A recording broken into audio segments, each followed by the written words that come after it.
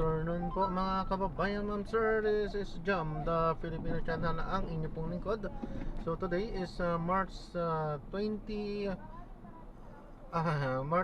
pa lang, 2026. At tayo ngayon ay papunta dyan yan sa may wait lang. Wait lang ha. New Prodon, ano to? New Prodon Academy of Valenzuela, diyan sa M. De La Cruz, Gente de Leon. At dadalhin po natin yan sa may SM City, Valenzuela, sa may MacArthur Highway po yan, Karuhatan, Valenzuela. Okay, so magbabalik po tayo mamaya konti. Pag nakuha na po natin sila, disclaimer na po ang content po natin ay kalsada at hindi ang passenger. Kaya nga naman sakasakali mo po namin marinig kayong mga pangalan ng lugar, pangalan ng tao, pangalan ng organizations, government o private man yan, wala pong kinalaman ng channel na ito. At wala pong pinapatungkulan. Lahat po ng pinag-uusapan dito ay pawang dito lamang po yan sa loob. At wala pong pinapatungkulan sa labas. Okay po, magbabalik po tayo mamaya konti pag nakuha na po natin sila. Nakalipas na 40 taon, noon ngayon at sa mga darating mong panahon, patuloy na magbabalita, maglilingkod at magbabantay. Kasabi ng KBP, kapisanan ng mga broadcaster ng Pilipinas, ang oras po natin, alas 2 ng ang oras ay hatid sa inyo ng Plemex Forte Siruben Capsule. Maluwagang paghinga, tunawang plema. Basta lagundi, Plemex. CML. Balita. Gayo.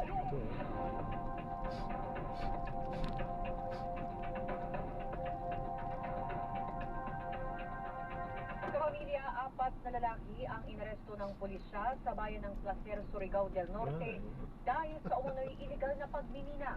Ayon sa pulisya, nahuli ang mga sospek habang kumukuha ng mineral ng walang kaukulang permit. Nasamsam sa operasyon ang mga kagamitang nagkakahalaga ng mahigit 135,000 pesos. Maharap ang mga sospek sa kasong paglabag sa Philippine Mining Act of 1995. Samantala, handa na ang MMDA na magbigay ng libreng sakay sa inaasahang transport strike bukas at 19 ng Marso. Sinabi ni MMDA General Manager Nicolas Torre III, nakikipag-ugnayan na ang ahensya security forces at iba pang tanggapan ng gobyerno para mabawasan ang epekto ng tigil pasada sa mga commuter. Magpapakalat ang MMDA ng mga bus at iba pang sasakyan para sa libreng biyahe habang hinihikayat din ng publiko na maglakad o magbisikleta kung kakayanin.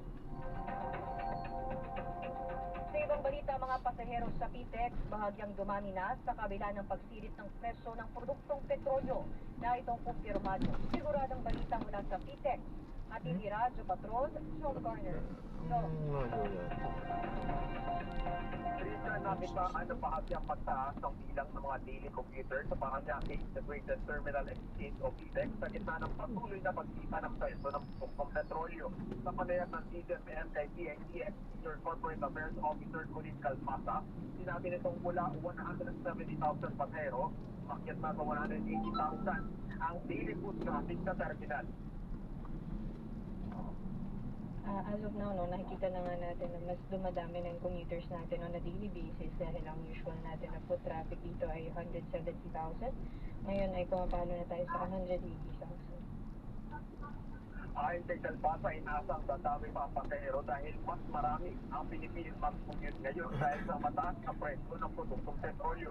Samantala, tiniyak naman ang pamunuan ng PITX na minomonitor nila ang pagpapatupad ng tamang fare adjustment sa mga bus company. Nakahanda rin ang terminal sa 3 milyong pasaherong inaasang dadagsa sa terminal sa susunod na linggo para sa Semana Santa. Ang ikat ang balitang kumpirmado. Sigurado, ito ang Radyo Patrol, John Garner, DZMM. Maraming salamat, John Garner.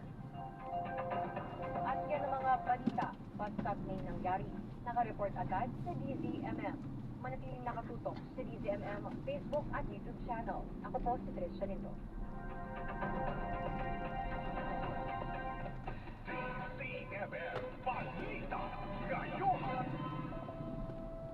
Oras po natin, 3 minuto makalipas ang alas 2 ng hapon. Oras sa inyo ng ACS Manufacturing Corporation. ISO Certified World Class Quality. ACS. Sapa bawat tanong, sa bawat hinaing, meron kang maaasahan. May makikinig. Aksyon ngayon! Ito ang puso ng DZMM na handang maging tulay at gabay ng kapamilyang Pilipino. Tutugon ang aksyon. Hindi kahapon, hindi bukas, kundi ngayon! Aksyon ngayon! Kasama ang tatak ng pagsiservisyo, Winnie Cordero. At ang katuwang sa kalusugan at public service, Doc Dennis. Ito ang DZMM Action. JP! Magandang hapon, Karen. Mga kapuso, bukod po sa dalawang OFW na nauna ng naiulat na naaresto dahil umano sa pag-upload sa social media ng content kaugnay sa mga airstrikes ng Iran sa UAE. Kinumpirma ngayon ng Department of Migrant Workers na may isa pang OFW sa Saudi Arabia naman ang naaresto rin dahil din umano sa pagpapahagi ng video sa social media ng airstrikes na nasaksihan sa Saudi. Ayon kay DMW Undersecretary Bernard Olalia, isang OFW ang humingi ng assistance sa kanila kaugnay dito. Sabi ngayon ng DMW, tutulungan ng gobyerno ng Pilipinas ang mga OFW na inaresto sa Saudi Arabia at UAE dahil sa aligasyon ng pagpamahagi ng airstrike videos doon. Bagamat nire-respeto raw ng gobyerno ng Pilipinas ang batas at proseso sa UAE at Saudi Arabia, magbibigay daw ng libreng legal assistance at mapagtulong ang DMW. Sabi ni Olalia, tutulungan nga nila ang tatlong OFW na ito at habang sila po ay nakaliting ay ipoproseso at magbibigay nga ng mga legal assistance sa kanila. Pero muli pinaalala ngayon ng DMW Karne sa mga ating mga kabutong OFW sa Middle East, lalo na po sa UAE at Saudi Arabia, na iwasan ang pagpopost sa social media ng mga videos ng airstrike na makikita nila dahil nga ipinagbabawal daw ito sa batas sa kanilang mga host country at may kinalaman daw kasi ito o may implikasyon ito sa security operation ng kanilang bansa. Samantala ka rin nagtungo na rin ngayong kaninang umaga sa UAE ang panibagong chartered flight para sunduin ang mga OFW o Filipino at Filipino nationals na i-repatriate dahil nga sa nangyaring gulo sa Middle East. Ang inyong kapuso, JP Soriano ng GMA Integrated News, nagulat para sa GMA Super Radio, DCWG. Dapat, totoo. Ang balitang ito ay hatid sa inyo ng Planax. Sobrang sakit, panatag sa Planax. Panatag na Planax. Thank you very much! Mula kay JP Soriano ng GMA Integrated News, dalawa naman ang patay sa karampono ng 8 sasakyan sa Silang Cavite. Pero tukan ang malagim na aksidente na. Rod, Vega, go! Patay sa aksidente sa bansa sa ang isang rider at isang back rider ito. Magpasikta sa nangyaring karampolan ng 8 sasakyan sa barangay isang sa Luis ng Cavite. Pagkatan sa Barangay City Province Police Director, Colonel Fernandez, sangkot sa aksidente ang 2 motor at 6 na 4-wheel vehicles. Lumalabas sa investigasyon dito rin na at least ang takbo ng motorsiklo at overshot ito sa linya o kasalubong na linya. Isang lalaki na bang motorcycle rider din ang nasugatan sa naturang aksidente. Ako, si Rod Vega ng GMA Super Radio DCWB. Totoo. Thank you very much, Rod Vega. Mga ethics complaint laban sa mga senador. Aba, umabot na sa siyang. Marami-rami na yan na. Nympha, Ravelo, go. Diba? Sinabi ngayon ni Senator J.B. Ejercito na siyam na ang mga ethics complaint na nakasampa laban sa ilang senador. Mayroong dobleng reklamo laban sa isang senador at mayroon ding reklamo laban sa lahat ng senador. Tumanggi si Ejercito na ilahat kung sino yung mga senador na nakareklamo at ang nilalaman ng reklamo dahil aniya susuriin pang lahat kung nararapat tingin at magiging unfair sa senador kung may isa sa publiko ang reklamo na sa dakong huli madidismiss naman dahil walang saysay.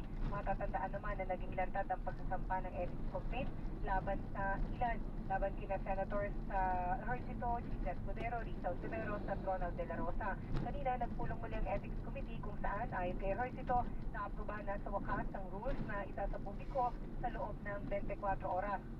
Pinamunahan ni Ejercito ang pulong na dinaluhan ni Senate President Tito Soto III, Senate President Pro Tempore Panfilo Lacson, Senators Kiko Pangilinan, Amy Marcos, Rodante Marcoleta at Erwin Tulfo. Nagkaroon ni Ejercito ng diskurso dahil may pinaamyendahan sa rules sina Lacson at Marcos. Batay naman sa pagkasunod ang rules at sa kanilang pulong, tatalakay na ng ethics committee kung compliance sa form at substance sa mga tatanggap na ethics complaint matapos